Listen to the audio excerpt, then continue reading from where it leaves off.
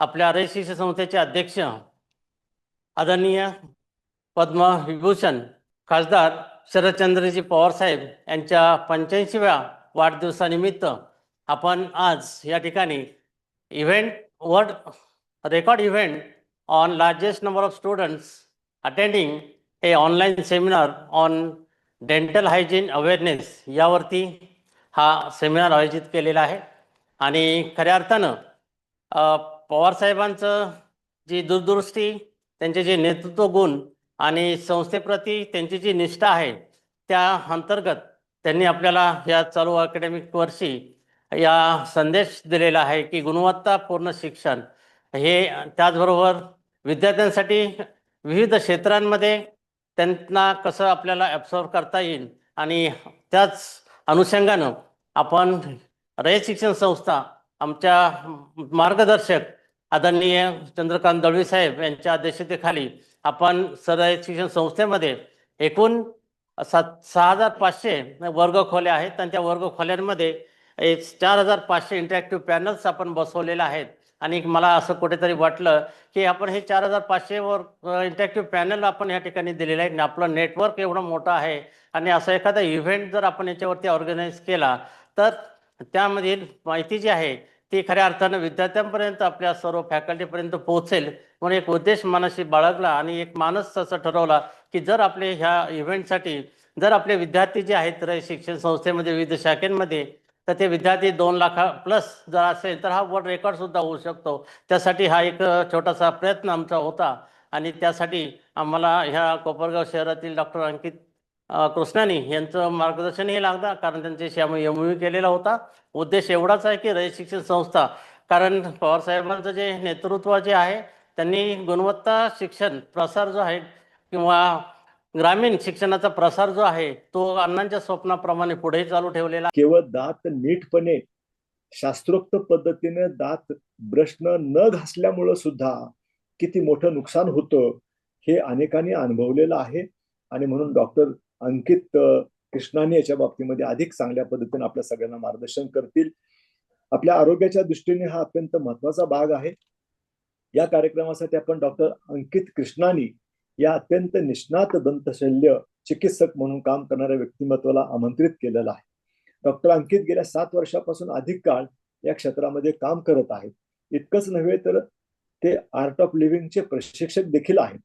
आजपर्यंत त्यांच्या ध्यान व प्राणायाम वर्गातून 5,000 पेक्षा अधिक लोकांना सकारात्मक जीवनाचा आनंद मिळालेला आहे. तर असे डॉक्टर अंकित कृष्णानी आपल्या सर्व विद्यार्थ्यांना मार्गदर्शन करणार आहेत. समाजात फारसा चर्चेला न जाणारा दंत जागरूकता हा विषय घेऊन डॉक्टर अंकित यांनी 20,000 पेक्षा जास्त विद्यार्थ्यांना यापूर्वी मार्गदर्शन केलेलं आहे. आणि या वर्ल्ड रेकॉर्डच्या निमित्तानं डॉक्टर अंकित यांना 2,20,000 पेक्षा अधिक विद्यार्थ्यांना मार्गदर्शन केल्याचा मानाचं पान त्यांच्या फेट्यामध्ये या निमित्तानं लावलं जाणार आहे. आज ते आपल्या रयत शिक्षण संस्थेतील विद्यार्थ्यांना मार्गदर्शन करण्यासाठी उपस्थित आहेत. संस्थेच्या वतीने मी त्यांचे मनपूर्वक स्वागत करतो. त्यांना ग्वाही देतो आपले हे प्रबोधनाचे काम रयत शिक्षण संस्थेच्या साथीने लाखो विद्यार्थ्यापर्यंत पोहोचेल. पुढील वर्षभरामध्ये 10 लाख विद्यार्थ्यांना आपल्या मार्गदर्शनाचा लाभ व्हावा हे आपले उद्दिष्ट देखील पूर्ण करण्यामध्ये रयत शिक्षण संस्थेच्या विद्यार्थ्यांचा मोठा सिंहाचा वाटा असेल हे वेगळ्यानं सांगण्याची आवश्यकता नाही. मी पुनश्च आम्हाला मार्गदर्शन करण्यासाठी उपलब्ध झाल्याबद्दल धन्यवाद देतो आणि आपल्या पुढील प्रबोधन कार्यासाठी मनपूर्वक शुभेच्छा देतो. यानंतर ज्यांची आपण आतुरतेने वाट पाहत आहोत असे या कार्यक्रमाचे प्रमुख वक्ते माननीय डॉक्टर अंकित कृष्णानी, डेंटल सर्जन आणि art of living faculty Kopargaon यांना मी विनंती करते की त्यांनी सर्व विद्यार्थ्यांना मार्गदर्शन करावे. सगळ्यांचं स्वागत आहे. कसे आहात सगळे? मस्त असाल तर मला एक थम्स अप देऊ शकता, म्हणजे मला हे पण कळेल तुमच्याकडे माझा आवाज पोहोचतोय की नाही. ओके. सो माझं नाव डॉक्टर अंकित कृष्णानी आहे.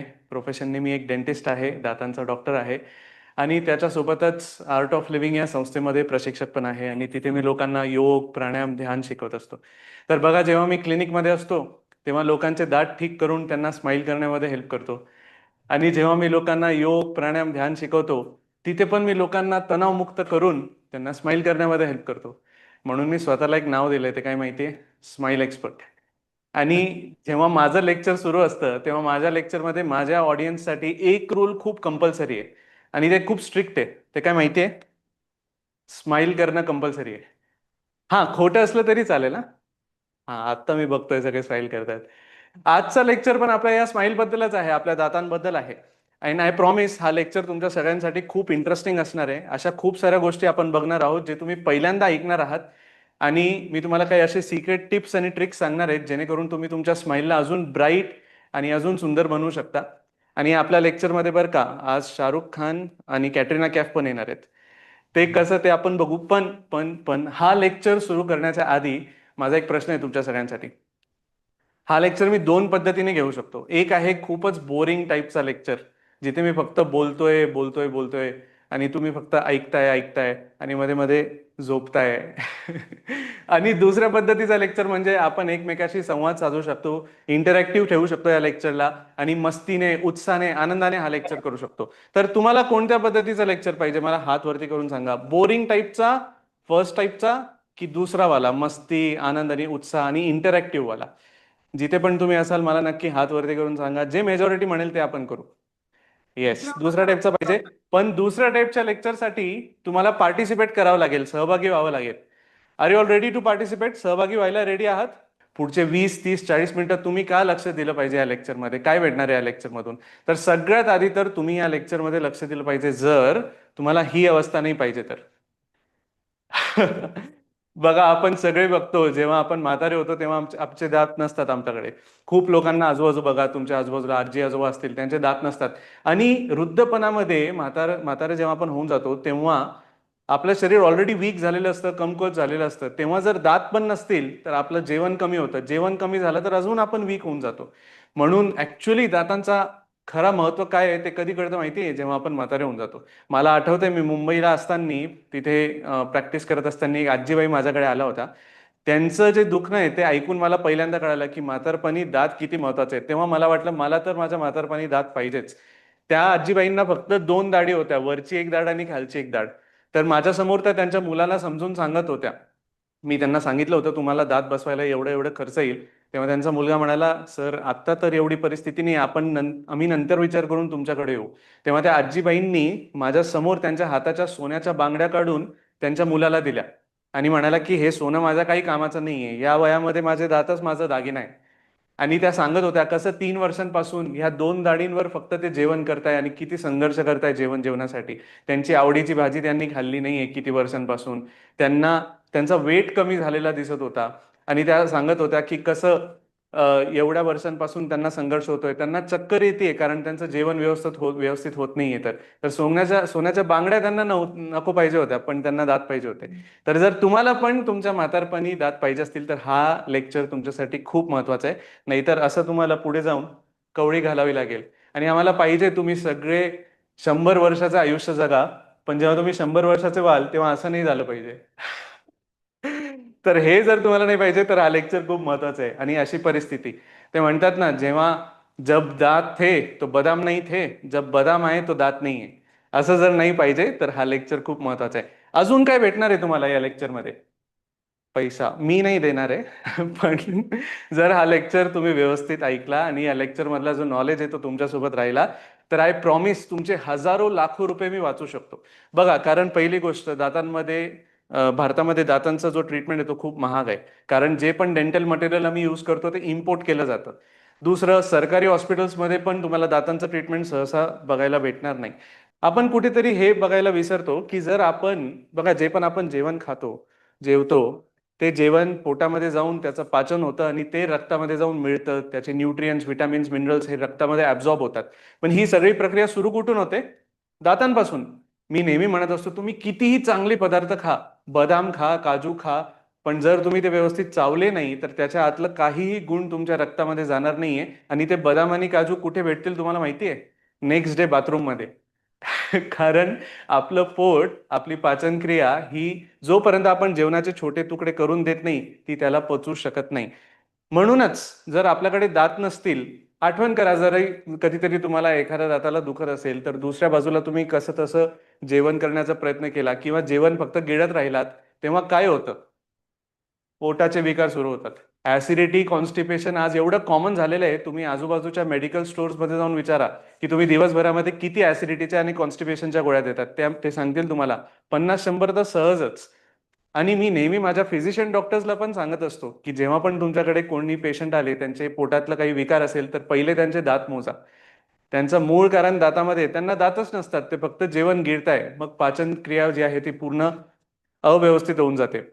म्हणून जर पोटाचे आजार पण तुम्हाला नाही पाहिजेत, तर हा लेक्चर खूप महत्वाचा आहे. अजून कशासाठी दात काम येत असतील, थोडं विचार करा, गेस करा.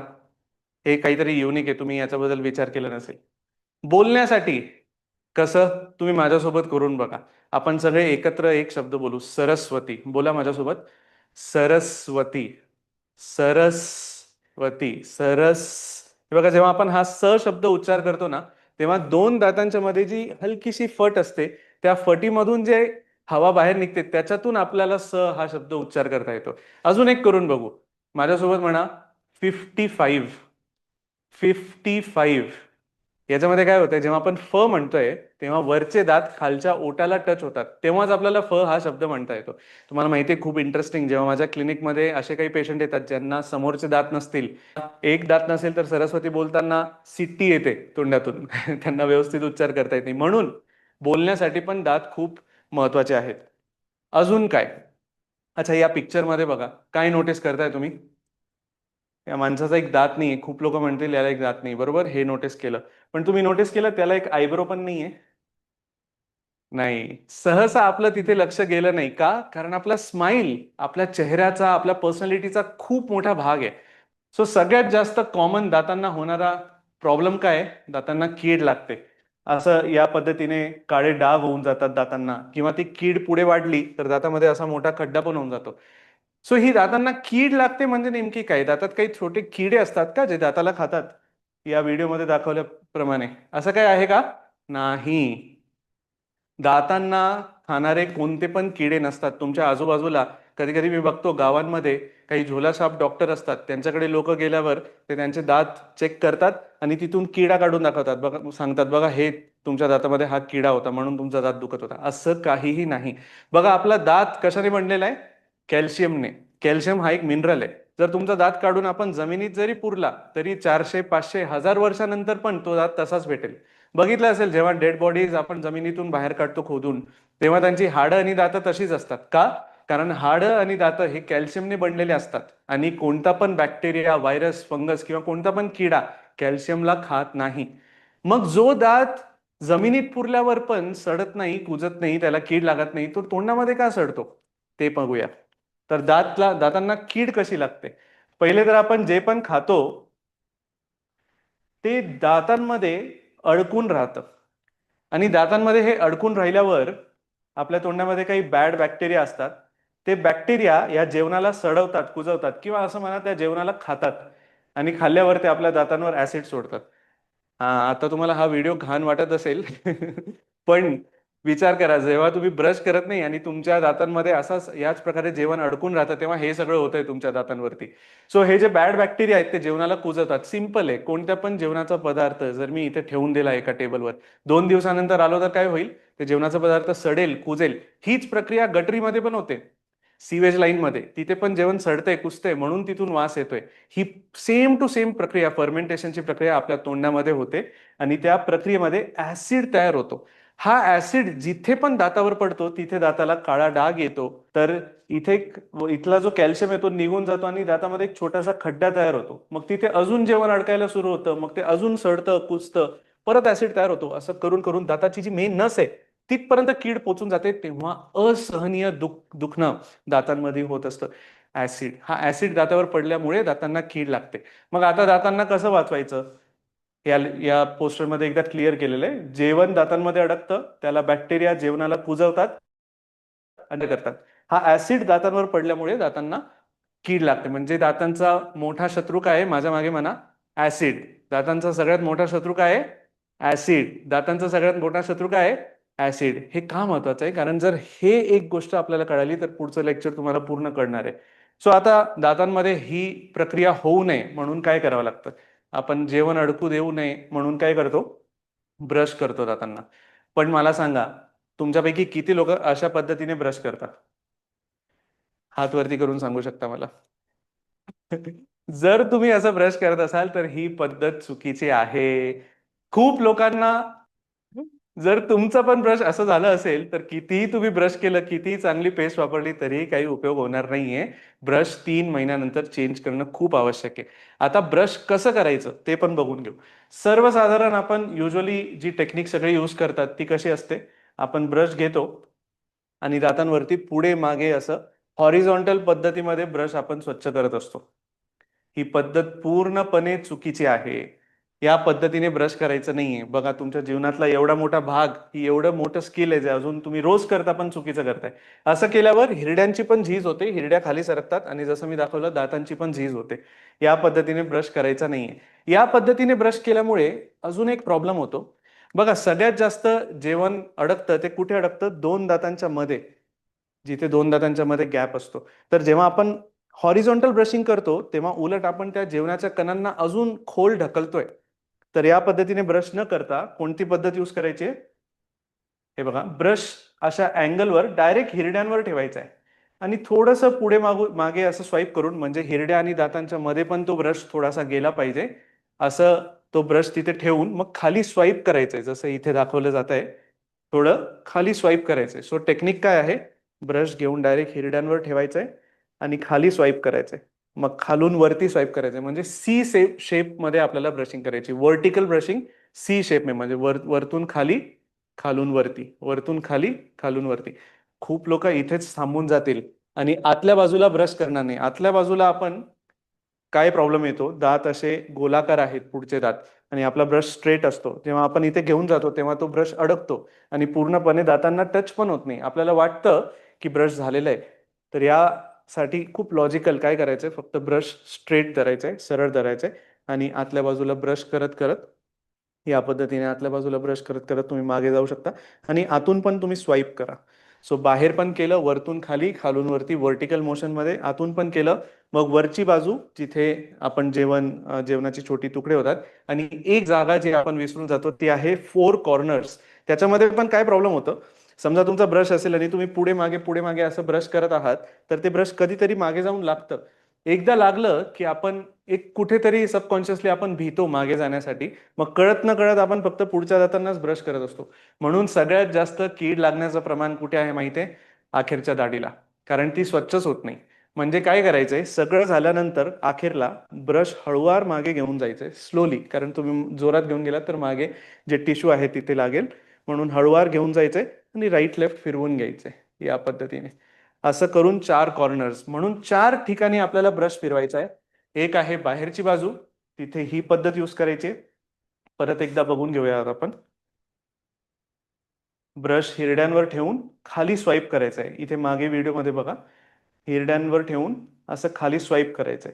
तेव्हा 2 दातांच्या मध्ये जे जेवण आहे त्याला आपण बाहेर फेकतोय, दातांच्या मधून बाहेर काढतोय आणि असं खालून वरतून खाली आणि खालून वरती असं सी शेप मध्ये बाहेरून ब्रश करायचंय. मग आतल्या बाजूला ब्रश करायचंय, मग वरच्या बाजूला आणि 4 कॉर्नर्स. सिम्पली सांगितलं तर outside, inside, upside and 4 corners, या 4 ठिकाणी आपल्याला ब्रश करायचंय. अच्छा, ब्रश अशा पद्धतीने केलं म्हणजे पूर्णपणे क्लिनिंग झाली का? नाही. ब्रश केल्यानंतर पण 2 दातांच्या मध्ये जी अरुंद जागा असते तिथे पण काही जेवणाची कण अडकून राहतात. ती जागा अशी आहे की तिथे ब्रशचे ब्रिसल्स पण जाणार नाही. म्हणून ब्रश केल्यानंतर पण ही जागा पूर्ण क्लीन होऊन जाते आणि ही जागा क्लीन होत नाही. आणि तुम्हाला सांगू, 90% दातांची कीड इथेच लागते. एक एक्झाम्पल बघू बघा, या पद्धतीने. कधी पण मी माझ्या प्रॅक्टिसमध्ये इथून कीड सुरू झालेली नाही बघितली आहे. का? कारण इथे जेवण अडकणारच नाही, म्हणून ते कुजणार नाही, म्हणून ऍसिड तयार नाही होणार. जसं आपण बघितलं होतं, ते नेहमी कुठे होतं? 2 दातांच्या मध्ये. अजून एक एक्झाम्पल या पद्धतीचं. 2 दातांच्या मध्ये इथे जेवण अडकतं म्हणून कीड लागते. म्हणून 2 दातांच्या मध्ये ही जी अरुंद जागा आहे हिला कसं क्लीन करायचंय? तर ते आहे फ्लॉसिंग. कळत न कळत, तुम्हाला माहित नसेल पण कधी कधी अनुभव केला असेल, आपण जेव्हा मँगो खातो किंवा पॉपकॉर्न वगैरे खातो, त्याचे जे छोटेसे फायबर्स असतात ते 2 दातांमध्ये अडकून राहतात. जीभ सतत तिथे जात असते. मी नेहमी म्हणत असतो, जिभेचा पूर्ण प्राणच तिथे निघून जातो. तिथेच असते जीभ पूर्ण दिवस. सो ही जागा क्लीन कशी करायची? फ्लॉस करून. फ्लॉस म्हणजे असा एक छोटासा दोरा असतो. हा दोरा 2 दातांच्या मध्ये असं घेऊन जायचंय. अच्छा, जसं आपण ब्रश करायला शिकलो, शिकताना आपला ब्रश इथे तिथे जायचं, लागायचं. आपल्याला काही वेळ लागलं ब्रश करायला शिकायला, तसंच फ्लॉसिंग शिकायला पण तुम्हाला 2 ते 3 आठवडे लागतील. आणि ही स्किल काय आहे, कसं फ्लॉस करायचं, हे आज तुमच्यासाठी मी होमवर्क देतो. तुम्ही YouTubeवर जा, खूप सारे व्हिडिओज आहेत फ्लॉस कसं यूज करायचं, आणि तुमच्या आजूबाजूच्या मेडिकल्सला जाऊन विचारा की मला फ्लॉस पाहिजे. शक्यतो तुम्हाला भेटणार नाही, कारण याच्याबद्दल एवढी जागरूकताच नाहीये. खूपदा डॉक्टर्स पण रेकमेंड करत नाही, म्हणजे सांगायला विसरतात, किंवा पेशंट्स पण विचारत नाही की दात कसे स्वच्छ करू. तर फ्लॉस जर नाही भेटला तर ऑनलाईन ऑर्डर करा. आणि जर काही एक्स्ट्रा करायचं असेल आणि हे जर केलं तुम्ही, आय गॅरंटी तुमच्या दातांना कीड लागूच शकत नाही, कारण तुम्ही एवढं स्वच्छ ठेवताय दातांना.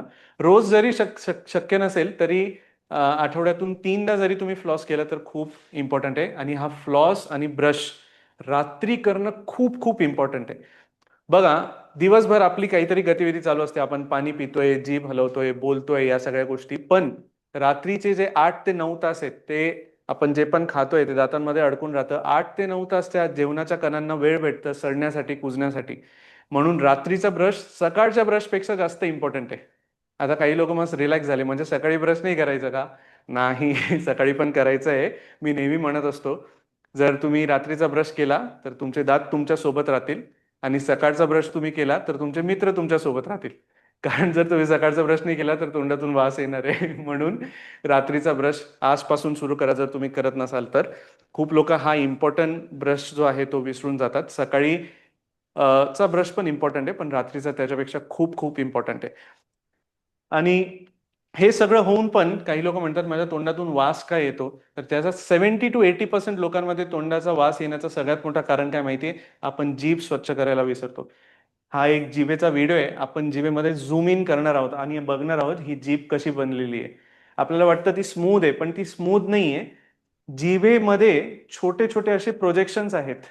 त्यांना आम्ही मेडिकल लँग्वेजमध्ये पॅपिले म्हणतो. थोडं फनी वर्ड आहे, बट त्यांना पॅपिले म्हणतात.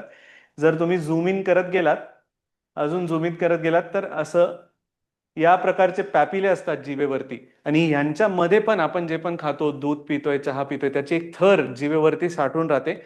तुम्हाला याच्यावर लक्ष गेलंय की नाही माहित नाही, पण आपण बघू ही थर किती जास्त असते. हे बघा, हा टंग स्क्रेपर आहे, टंग क्लीनर आहे. त्याच्याने असं जीभ क्लीन करणं खूप इम्पॉर्टंट आहे. नाही तर ही पूर्ण थर तुमच्या जिभेवरती लागून राहते, आणि ती थर पण सडते, कुसते, म्हणून त्याचा वास येतो. म्हणून जर तुमच्याकडे टंग क्लीनर नसेल, आजच घरी जाऊन तुम्ही टंग क्लीनर घ्या.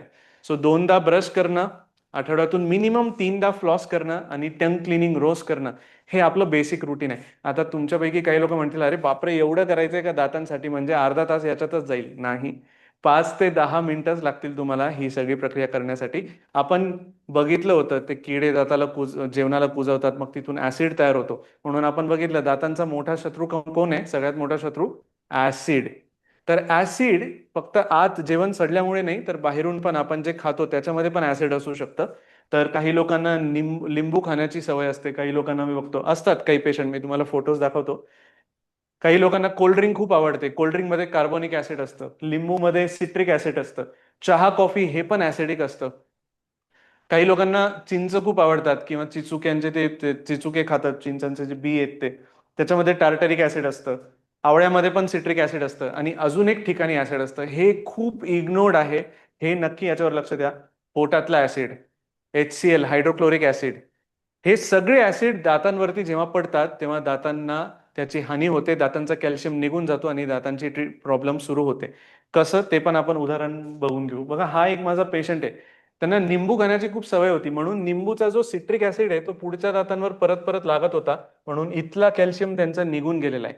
ही कीड नाही लागलेली आहे त्यांना. म्हणजे जेवण जे आपण बघितलं पहिले, की जेवण सडल्यामुळे जे ऍसिड तयार होतं ते वाला नाहीये, हे निंबूचा ऍसिड दातावर पडल्यामुळे दातांची झीज झालेली आहे. अजून एक पेशंट, हे तुमच्या घरी खूप कॉमन असेल, तुमच्या घरी जाऊन हे चेक करा. ज्यांना ऍसिडिटीचा प्रॉब्लेम असतो ते जेव्हा झोपतात खाली रात्री, तेव्हा त्यांच्या पोटातला ऍसिड वरती आल्यामुळे, आणि आतून येतो ना तो, म्हणून दातांच्या आतल्या बाजूला लागतो, आणि म्हणून दातांच्या आतल्या बाजूचं पूर्ण कॅल्शियम बघा इथे निघून गेलेलं आहे. या इमेजमध्ये बघा, इथे व्हाईट लेअर आहे, पण इथली व्हाईट लेअर निघाली आहे. हे का झालेलं आहे? या पेशंटला ऍसिडिटीचा प्रॉब्लेम असतो, त्यांना त्यांचे आतल्या बाजूला सगळे दात झिजून जातात. तर म्हणून तुमच्या घरी जर कुणाला ऍसिडिटीचा प्रॉब्लेम असेल, तर 101% त्यांना दातांचे प्रॉब्लेम परत परत होणार आहेत जर ऍसिडिटी कंट्रोल नाही केली तर. म्हणून हे नक्की चेक करा. अजून एक, जर ऍसिडिटी असेल तर दातांचा परिणाम कसा होतो बघा. हे जे 5 ठिकाणी इथला जो व्हाईट लेअर गेलेला आहे आणि येल्लो दिसतायत, येल्लो का दिसतोय, खालचा लेअर दिसून येतोय, हे पण ऍसिडिटीमुळे होतं. म्हणून ऍसिडिटी असेल तर नक्की. आणि तुम्ही म्हणाल म्हणून म्हणजे काय कोल्ड्रिंक प्यायचीच नाही का कधी? नाही. समजा तुम्हाला कोल्ड्रिंक प्यायची पण असेल, ऍक्च्युली नाहीच पिली पाहिजे किंवा कमी पिली पाहिजे, पण जर प्यायचीच असेल तर बेस्ट वे आहे स्ट्रॉ यूज करणं. कारण जेव्हा तुम्ही स्ट्रॉ यूज करता तर डायरेक्ट आत जातं, दातांना न लागता, म्हणून तुमचे दात सेव्ह होतात. जर कोल्ड्रिंक, आता चहा तर स्ट्रॉ घेऊन नाही पिऊ शकत, म्हणून चहा कमीच करा. पण कोल्ड्रिंक किंवा लिंबू पाणी तुमच्या आवडीचं असेल तर स्ट्रॉ घेऊन प्या. आजच तुम्ही तुमच्या डेंटिस्टकडे जा. याला फक्त तुम्हाला एका दाताला रूट कनाल करण्यासाठी बघा 10,000 पर्यंत खर्च येऊ शकतो. त्या 10,000 मध्ये तुम्ही सगळ्या दातांना पीट अँड फिशर सिलंट्स करून घ्या आजच. म्हणजे पुढच्या खूप साऱ्या वर्षांसाठी, 4-5 वर्षांसाठी तुमचे दात सुरक्षित होऊन जातील. आणि परत जर एखाद्या पीट अँड फिशर सिलंट्सला रिफिल करण्याची गरज असेल तर ते रिफिल करून घ्या. हा सगळ्यात मोठा सिक्रेट आहे आणि खूप लोक हे करत नाहीयेत. हे खूप इझिली अवेलेबल आहे. याच्यासाठी इंजेक्शन पण द्यावे लागत नाही आणि एका दिवसांमध्ये पण होऊ शकतं सगळ्या दातांना. पीट अँड फिशर सिलंट्स हे नक्की करून घ्या. जर तुमचे दात नवीन, म्हणजे आता तुम्ही ज्या एज मध्ये आहात, नवीन नवीन दात आलेले आहेत तुम्हाला, परमनंट दाढी, यांना हे करून घ्या नक्की. अजून काय करू शकतो आपण दातांना ऍसिड रेजिस्टंट करण्यासाठी? फ्लोराईड जेल ऍप्लिकेशन खूप खूप इम्पॉर्टंट आहे. तुम्ही नोटीस केलं असेल आपल्या घरी जे आपली टूथपेस्ट असते त्याच्यामध्ये लिहिलं असतं फ्लोराईड आहे याच्यामध्ये. का? कारण फ्लोराईड जेव्हा दाताच्या कॅल्शियमला जाऊन जुळतो तेव्हा दातावर ऍसिडचा परिणाम कमी पडतो. ऍसिड पडल्यावर पण दातांच्या स्ट्रक्चरमध्ये जो कॅल्शियम आहे तो झिजत नाही, निघत नाही. तर त्याचा एक सोपा उपाय काय आहे, तुमच्या पेस्टमध्ये पण फ्लोराईड आहे, पण एक्स्ट्रा फ्लोराईड प्रोटेक्शन द्यायचं असेल तर डेंटिस्टकडे जाऊन अशा ट्रेमध्ये फ्लोराईड जेल टाकलं जातं. ते 5 ते 10 मिनिटं तुम्हाला सांगतील त्या फ्लोराईड जेलवर दातांवर दात बंद करून ठेवायला आणि मग वॉश करून घेतील. जर तुम्ही या वयामध्ये 3 वर्षांसाठी वर्षातून 2दा जरी फ्लोराईड ट्रीटमेंट करून घेतली, आय प्रॉमिस तुमच्या दातांना कीड लागण्याचं प्रमाण 70 ते 80% कमी होऊ शकतो. मी प्रॉमिस का करू शकतोय? कारण हे रिसर्च बेस्ड आहे आणि याच्याने दातांना कीड लागण्याचं प्रमाण कमी होतोच म्हणजे होतो. पीट अँड फिशर सिलंट्स आणि फ्लोराईड हे नक्की नक्की करा. अच्छा, अजून काही सवयी आहेत. आपण कळत न कळत दातांवरती टिक्सो टेप असेल ती ओपन करतो किंवा हे त्याला टेअर करण्याचा ट्राय करतो. काही लोक बॉटल, तुम्ही तर नाही करत मला माहितीये, पण काही लोक बॉटल तोडण्याचा प्रयत्न, ओपन करण्याचा प्रयत्न करतात. वायरमॅन असतात ते दातांवरती वायर सोलतात. काही लोक पेन्सिल खातात. काही लोक दातांवरती आपले नख जे आहेत ते खाण्याचा प्रयत्न करतात. असं सगळं केल्यावर दातांची काय अवस्था होते? हा पेशंटचा फोटो बघा. याच्यामध्ये एक छोटासा क्रॅक झालेला आहे. तुम्ही आजच घरी जाऊन तुमच्या बहिणींच्या, भावांच्या, आईंच्या, वडिलांच्या दातांना चेक करा, त्याच्यामध्ये असे मायनर क्रॅक झालेत की नाही. मग असे पेशंट माझ्याकडे येतात, अरे मी तर फक्त पापड खात होतो, माझा दात कसं काय तुटला? पापड खाल्ल्यामुळे नाही तुटला, त्याच्या आधी तुम्ही हे जे सवयी होत्या त्याच्यामुळे दातांमध्ये ऑलरेडी फ्रॅक्चर झाला होता. तो फक्त फ्रॅक्चर वाढला तुम्ही खाल्ल्यामुळे. अजून काय होऊ शकतं बघा. हा पेशंट, या महिला ज्या आहेत ह्या टेलरिंगचं काम करायच्या आणि त्यांच्या हातात ती सुई असायची ना, त्याला परत परत ते दातांवरती यूज करायच्या, म्हणून फक्त इथेच दातांची झीज झालेली आहे.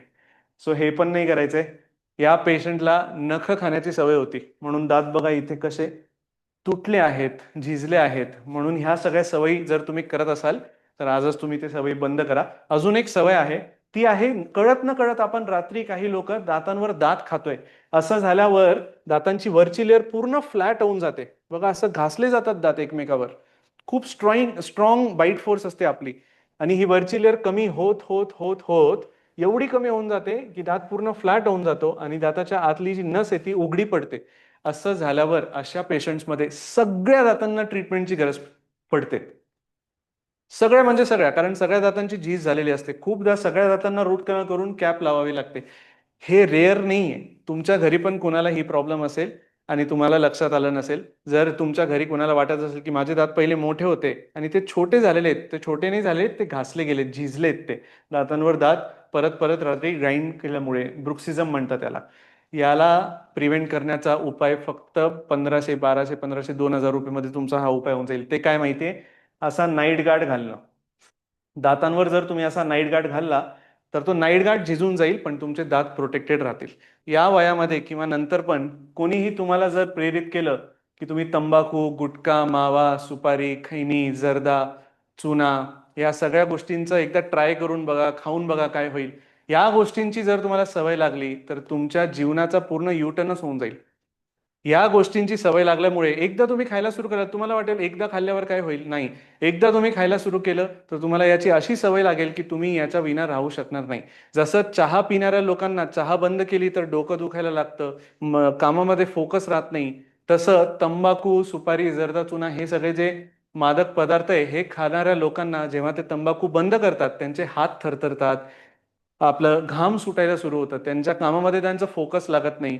या सगळ्या गोष्टी, म्हणून ते तंबाखू शिवाय राहू शकणार नाही एकदा तुम्ही सुरू केलं तर. आणि जर ही सवय तुम्हाला लागली, 110% तुम्हाला तोंडाचा कॅन्सर होण्याची पूर्ण शक्यता आहे. भारतामध्ये तोंडाचा कॅन्सर सगळ्यात जास्त होणारा कॅन्सर आहे आणि याची सुरुवात तुमच्या वयामध्ये मित्रांपासून होते. कोणीही, आज तुम्ही संकल्प घ्या, कोणीही मित्र तुम्हाला येऊन जर हे सगळे मादक पदार्थ घ्यायला प्रवृत्त करत असेल, त्यांना तोंडावर नाही म्हणा. हा नाही म्हणणं तुमचा सगळ्यात मोठा प्रोटेक्शन आहे. नाही म्हणणं आणि पहिल्यांदा पण घ्यायचं नाही, त्याच्यामध्ये कोणताच मोठा आनंद नाहीये. फक्त ते काहीतरी चावत राहण्यासाठी काहीतरी मन इथे तिथे लागण्यासाठी ते फक्त खात राहतात. त्याच्यात कोणता पण मोठा आनंद नाहीये. उलट ते खाल्ल्यावर तोंडाचा कॅन्सर होतो. आणि जेव्हा तुम्हाला कुठे हे सगळे पॅकेट्स दिसले तर त्याच्यावरती पण सरकारने फोटोज लावलेले आहेत की हे सगळं खाल्ल्यावर काय होतं, तर त्याच्याकडे नक्की लक्ष ठेवा. आज मुझे बड़ी खुशी हो रही है मुझे अनाउंस करते हुए कि वर्ल्ड रिकॉर्ड ऑफ एक्सीलेंस में इस सेमिनार को आज स्थान दिया जा रहा है और मैं बधाई देना चाहूंगा डॉक्टर अंकित कृष्णानी एवं एसएसजीएम कॉलेज के सभी अतिथि जो आज यहाँ पर उपस्थित हैं, सभी विद्यार्थी, जितने भी स्टूडेंट्स हैं, तकरीबन 2 लाख स्टूडेंट्स इसमें पार्टिसिपेट कर रहे हैं। मैं सभी को बहुत बहुत बधाई देना चाहूंगा और आज हम इसका एक प्रोविजनल सर्टिफिकेट जो है वो इशू कर दिया है हमने। अंकित जी, प्लीज आप अपना ईमेल चेक करें, आपको एक प्रोविजनल सर्टिफिकेट आपके नाम का और एसएसजीएम कॉलेज के नाम का आपको इशू कर दिया गया है। फाइनल वेरिफिकेशन 7 दिन के अंदर होगा और उसके बाद 2 सर्टिफिकेट हम लोग रिलीज करेंगे। एक अंकित कृष्णानी जी के नाम से रहेगा एंड दूसरा एसएसजीएम कॉलेज के नाम से रहेगा, जो इसमें सहभागिता दे रहा है अपनी। और एक खुशी की बात मैं आप सभी से और साझा करना चाहूंगा, वर्ल्ड रिकॉर्ड ऑफ एक्सीलेंस का अगला सम्मान समारोह जो है अवार्ड सेरेमनी नई दिल्ली के भारत मंडपम में बहुत ही ग्रैंड लेवल पर आयोजित की जा रही है 16 दिसंबर 2025 को। तो मैं अंकित जी, आपको और एसएसजीएम कॉलेज के जो हेड हैं, आप दोनों को मैं आमंत्रित करता हूं, आप लोग प्लीज सेरेमनी में आए और फाइनल सर्टिफिकेट जो है वो हम आपको सेरेमनी में ही, हमारे जो अतिथिगण रहेंगे उसमें काफी 2 सेंट्रल मिनिस्टर और 15 मेंबर ऑफ पार्लियामेंट देश के जो अच्छा काम कर रहे हैं, इसके अलावा तकरीबन 25 राज्यों से लोग सम्मिलित हो रहे हैं। तो मैं आप दोनों को निवेदन करूंगा, प्लीज आप इस अवार्ड फंक्शन में आइए और हम आपको वहां पर सम्मानित करेंगे। धन्यवाद, थैंक यू।